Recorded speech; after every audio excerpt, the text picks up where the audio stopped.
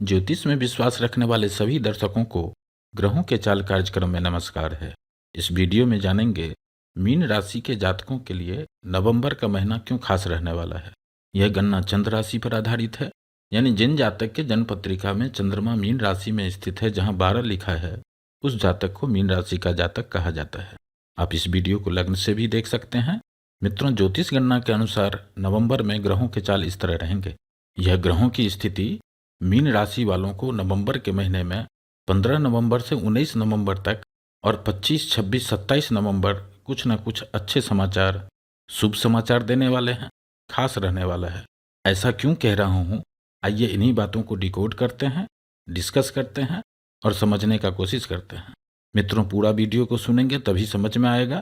यदि आपके पास इतना समय भी नहीं है तो इस हेडलाइन से ही आपको समझ में आ चुका होगा कि नवंबर का महीना पिछले कई महीनों की अपेक्षा अच्छा रहने वाला है। मित्रों, यह समय इसलिए भी इम्पोर्टेंट है क्योंकि कभी कभी ब्रह्मांड में ऐसा भी समय आता है जब सभी ग्रहों में कुछ न कुछ बदलाव होते हैं, और ऐसा ही हो रहा है नवंबर के महीने में। खास करके लंबे समय तक एक राशि में चलने वाले ग्रह शनि, राहु, केतु और बृहस्पति ग्रह जब राशि परिवर्तन करते हैं तो उस समय में जो बदलाव होता है वह प्रभावी हो जाता है, क्योंकि यह प्रभाव लंबे समय तक उस भाव को प्रभावित करते रहते हैं जिस भाव से गोचर करते हैं या जिस भाव पर उनकी दृष्टि रहती है। अब लंबे समय तक ग्रहों का प्रभाव यदि शुभ स्थिति में है, अच्छा प्रभाव दे रहे हैं, उनके लिए तो ठीक है, लेकिन जिन राशि वालों को अशुभ प्रभाव मिलते रहते हैं उनके लिए इस तरह का बदलाव बहुत इंपॉर्टेंट हो जाता है, क्योंकि लंबे समय से मिल रहे अशुभ प्रभाव से छुटकारा मिल जाता है। और ऐसा ही हो रहा है इस समय में मीन राशि वालों के लिए, क्योंकि एक तो शनि की साढ़े साती का प्रभाव चल ही रहे हैं, और उसके बाद भी नवग्रह में सबसे अधिक अशुभ ग्रह जो कहे जाते हैं, पाप ग्रह जो कहे जाते हैं, राहु, केतु और शनि ग्रह, इसका प्रभाव ब्रह्मांड में सबसे अधिक शुभता देने वाले बृहस्पति ग्रह पर है, जिसका सबसे अधिक प्रभाव, या यूं कहें कि इसका सबसे अधिक नुकसान धनु राशि और मीन राशि वालों को हो रहा है, क्योंकि धनु राशि और मीन राशि वालों का लग्नेश बृहस्पति ग्रह होते हैं। लेकिन अब 30 अक्टूबर को यह समय समाप्त हो गया है। धीरे धीरे राहु केतु के प्रभाव से भी बृहस्पति ग्रह मुक्त हो जाएंगे और बृहस्पति ग्रह शुभता में वृद्धि देना प्रारंभ करेंगे। अभी भी शनि ग्रह की दृष्टि बृहस्पति ग्रह पर है, इसलिए अभी भी शुभ प्रभाव मिलने में कुछ विलंब हो सकते हैं, लेकिन जितने समय बीतते जा रहे हैं दिन व दिन शुभता में वृद्धि हो रही है। और निश्चित ही समझिए, जो इस समय में आपको बृहस्पति ग्रह का अच्छा प्रभाव मिलना चाहिए था और नहीं मिला है, बृहस्पति ग्रह इस गोचर के अंतिम समय तक इस प्रभाव को भी देकर जाएंगे, क्योंकि भगवान के घर देर है अंधेर नहीं है। हाँ, अब किस मीन राशि के जातक को कब मिलेगा, कितना मिलेगा, इस पर भी आगे डिस्कस करने वाले हैं।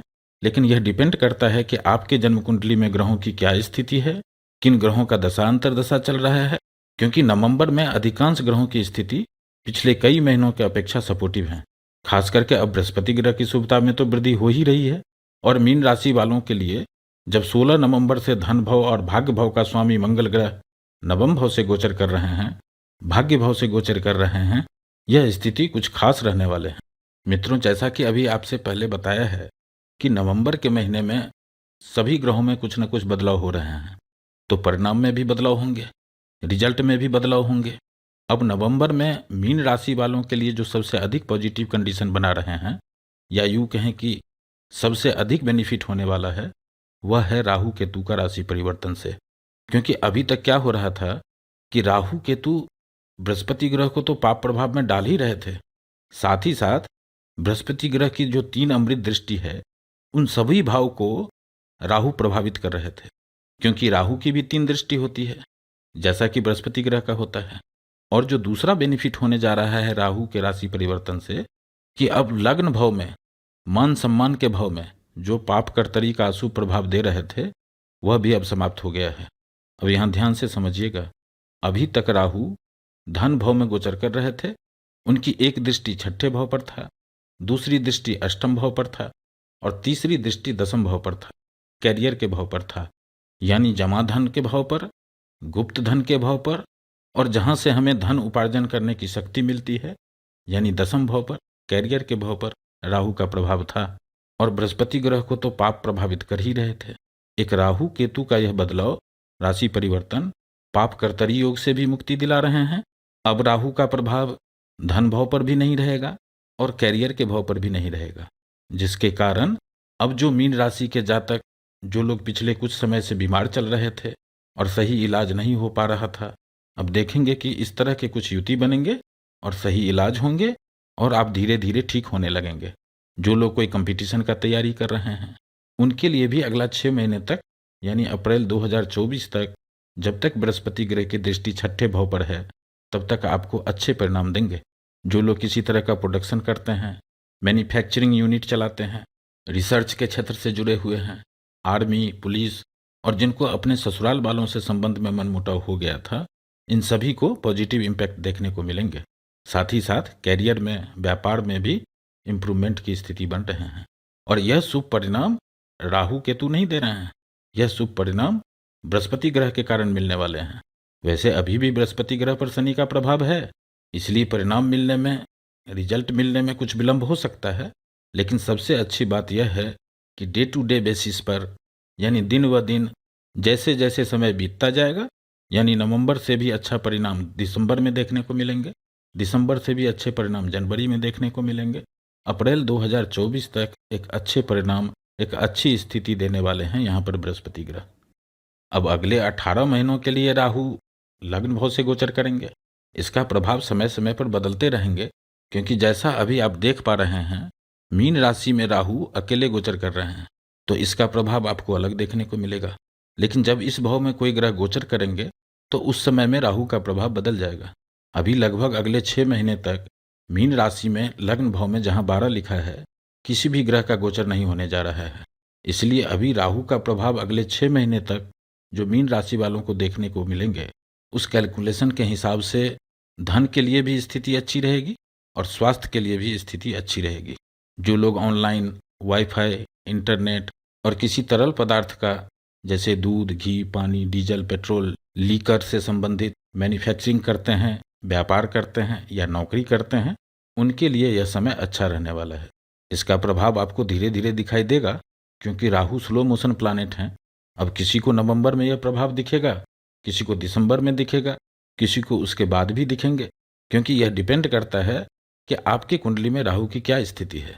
लेकिन एक बात निश्चित है कि जब भी लग्न भाव से राहु का गोचर होता है तो कुछ न कुछ आपको बदलाव जरूर दिखेंगे। और यह भी नहीं भूलना चाहिए कि राहु जो भी देते हैं छप्पर फाड़ के देते हैं, अधिक मात्रा में देते हैं और आकस्मिक देते हैं। आपने सोचा भी नहीं होगा इस तरह के प्रभाव दे देते हैं राहु। अब जिन मीन राशि वालों के कुंडली में राहु की स्थिति अच्छी है, उनको इस समय में शेयर मार्केट से भी अच्छा खासा लाभ होने वाला है, क्योंकि राहु की दृष्टि पंचम भाव पर भी है। पंचम भाव से आकस्मिक लाभ का विचार किया जाता है और आकस्मिक लाभ दिलाने का कारक कहे जाते हैं राहु। कुल मिलाकर लग्न भाव से राहु का गोचर धन के लिए अच्छा रहने वाला है। बस यहाँ सावधानी यह रखना है कि जब लग्न भाव से राहु गोचर करते हैं तो उनकी जो 3 दृष्टि होती है वह पंचम भाव पर होता है, सप्तम भाव पर होता है और नवम भाव पर होता है। जो जातक का मानसिक अशांति बनाए रखते हैं, संतान से, लाइफ पार्टनर से, बिजनेस पार्टनर से, अपने पिता से मतभेद, मनमुटाव भी करवा देते हैं। और कभी कभी यह स्थिति बड़ी भी हो जाती है, क्योंकि राहु जो भी देते हैं बड़ा ही देते हैं। इस स्थिति को संभाले रखना होगा, अपने आप को कंट्रोल करना होगा। यहाँ सावधानी बस इस बात का रखना है कि लोभ में नहीं पड़ना है, लालच में नहीं पड़ना है, उत्तेजित होने से बचना है, जल्दबाजी करने से बचना है, क्योंकि राहु भ्रमित कर देते हैं और शनि की साढ़े साती भी चल रही है। इन स्थिति को देखते हुए यदि डिसीजन लेंगे तो जबरदस्त लाभ देने वाले हैं राहु इस गोचर काल में। अब केतु और शुक्र ग्रह की बात करते हैं तो शुक्र ग्रह शुभ ग्रह हैं, केंद्र भाव से गोचर कर रहे हैं और काल पुरुष के कुंडली में सप्तम भाव का स्वामित्व भी शुक्र ग्रह को ही प्राप्त है। शुक्र ग्रह को प्रेम का, प्यार का ग्रह कहा गया है और इस समय में शुक्र ग्रह सप्तम भाव से ही गोचर कर रहे हैं। इसलिए मीन राशि के जो जातक जीवन साथी के इच्छुक हैं, विवाह करना चाहते हैं, उनके लिए यह समय सपोर्टिव रहेंगे। और जिनका विवाह हो चुका है उनको नवंबर के महीने में वैवाहिक सुख प्राप्त होगा। इस तरह के यहाँ योग बना रहे हैं शुक्र ग्रह। लेकिन एक बात हमेशा याद रखना चाहिए, मीन राशि वालों के लिए शुक्र ग्रह तृतीय भाव के स्वामी होते हैं और अष्टम भाव के स्वामी होते हैं, दोनों अशुभ भाव के स्वामी होते हैं। और मीन राशि के कुंडली में तो सप्तम भाव में शुक्र ग्रह नीच अवस्था में होते हैं। अब शुक्र ग्रह तो यहाँ नीच के प्रभाव देंगे ही, साथ में केतु भी हैं, केतु भी शुक्र की तरह ही परिणाम देंगे। इसलिए इस महीने में केतु और शुक्र ग्रह से अधिक उम्मीद नहीं करना चाहिए। पार्टनरशिप बिजनेस के लिए शुक्र की यह स्थिति अच्छी नहीं है। हाँ, लेकिन मांगलिक कार्यों के लिए पार्टी फंक्शन में जाने का मौका मिलेगा, सजने संवरने का मौका मिलेगा, नए कपड़े, आभूषण और लग्जीरियस वस्तुओं में आपकी रुचि होगी। खर्चा भी होंगे, भागदौड़ भी होंगे, छोटी यात्राएं भी होंगी। इस तरह के प्रभाव दे रहे हैं यहाँ पर शुक्र ग्रह। बस यहाँ सावधानी यह रखना है कि जो भी खर्चा करें, कर्ज लेकर ना करें, उधार लेकर ना करें, क्योंकि अभी क्रेडिट कार्ड का ज़माना है। खर्चे तो कर लेंगे और जब शुक्र ग्रह यहाँ से अष्टम भाव में जाएंगे तो आपको यह खर्चा को चुकाना भारी पड़ सकता है। इस तरह के परिणाम देखने को मिलेंगे यहाँ केतु और शुक्र ग्रह की युति से। आगे बढ़ते हैं और अष्टम भाव में जो 3 ग्रह गोचर कर रहे हैं, सूर्य, बुध और मंगल ग्रह की बात कर लेते हैं। तो मित्रों, सूर्य, बुध और मंगल की इस स्थिति को बहुत अच्छा तो नहीं कहा जाएगा, लेकिन यह बहुत बुरा स्थिति भी नहीं है। यहाँ ध्यान से समझिएगा, क्योंकि काल पुरुष के कुंडली में अष्टम भाव का स्वामित्व मंगल ग्रह के पास ही होता है। जब मंगल ग्रह अष्टम भाव से गोचर करते हैं तो मंगल ग्रह की जो 3 दृष्टियां हैं, पहला दृष्टि लाभ भाव पर होता है, इस भाव में मंगल ग्रह उच्च के होते हैं। दूसरी दृष्टि धन भाव पर है, इस भाव का स्वामित्व मंगल ग्रह के पास ही होता है। और तीसरी दृष्टि तृतीय भाव पर है, पुरुषार्थ के भाव पर है, संघर्ष के भाव पर है। और मंगल ग्रह पुरुषार्थ के कारक माने जाते हैं। जब कभी भी मंगल ग्रह का संबंध पुरुषार्थ से होता है तो उस समय में मंगल ग्रह कुछ अच्छा ही परिणाम देते हैं। और मीन राशि वालों के लिए तो मंगल योग कारक ग्रह होते हैं। सूर्य भी यहाँ पर विपरीत राजयोग बना रहे हैं, क्योंकि छठे भाव का स्वामी अष्टम भाव से गोचर कर रहे हैं। और बुध इस समय में सूर्य और मंगल की तरह ही परिणाम देंगे। वैसे भी बुध ग्रह 3 नवंबर से शुक्र के साथ परिवर्तन योग बना रहे हैं, क्योंकि शुक्र के भाव में बुध ग्रह हैं और बुध ग्रह के राशि में शुक्र ग्रह हैं। कुल मिलाकर अष्टम भाव में यह तीनों ग्रह जो भी परिणाम देना था वह आपको 20 अक्टूबर के लगभग में मिल चुके होंगे, क्योंकि यह तीनों ग्रह जब राशि परिवर्तन करते हैं तो शुरुआती दिनों में ही जो बदलाव होना होता है वह प्रभाव दे देते हैं। इसलिए यहाँ चिंता करने की बात अब नहीं है। अब नवंबर में अच्छे परिणाम ही आपको देखने को मिलेंगे। और जब 6 नवंबर को बुध ग्रह नवम भाव से गोचर करेंगे, केंद्र का स्वामी त्रिकोण भाव से गोचर करेंगे, यह पिछले गोचर के अपेक्षा काफ़ी सपोर्टिव रहने वाला है। और जब 16 नवंबर को मंगल ग्रह नवम भाव से गोचर प्रारंभ करेंगे, यह समय आपके लिए बेहतर रहने वाला है। वैसे तो इस समय में मंगल सूर्य से अस्त हैं, क्योंकि 18 नवंबर को सूर्य ग्रह भी नवम भाव से ही गोचर करेंगे। इस भाव पर शनि की भी दृष्टि है, लेकिन चिंता करने की बात नहीं है, क्योंकि शनि पर भी मंगल की दृष्टि रहेगी।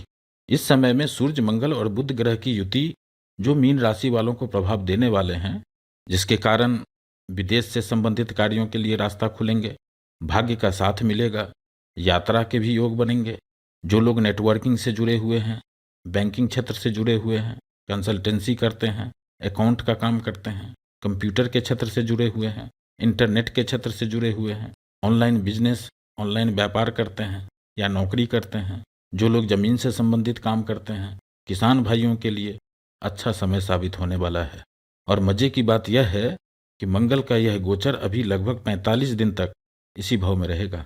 तो यहाँ पर अच्छे परिणाम तो दे ही रहे हैं, और इसके बाद का गोचर भी इन तीनों ग्रहों का मीन राशि वालों के लिए अच्छा साबित होने वाला है।